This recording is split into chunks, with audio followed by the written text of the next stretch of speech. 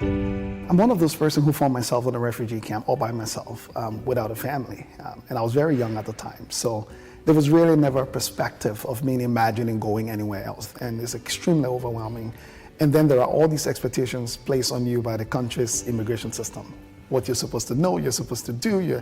And at one point I was confused because it was a mixed reaction. There were people who were welcoming, who were nice, but then you start to hear things like, oh, people don't like for refugees to live in certain neighborhoods. People don't want them in their neighborhoods.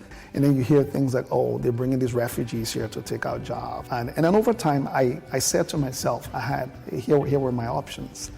I could either choose to be a victim of my circumstances, or I could choose to be a champion of possibilities. I had nothing to lose. But I think home is really what you make it.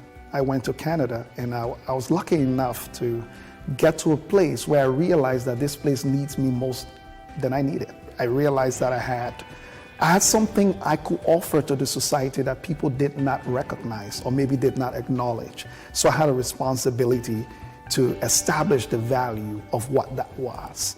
And I feel a responsibility to the thousands of kids who come from many refugee camps around the world. Because after all, what good is this world when we all cannot find a way to make it as comfortable as possible for not just ourselves, but also for the people around us?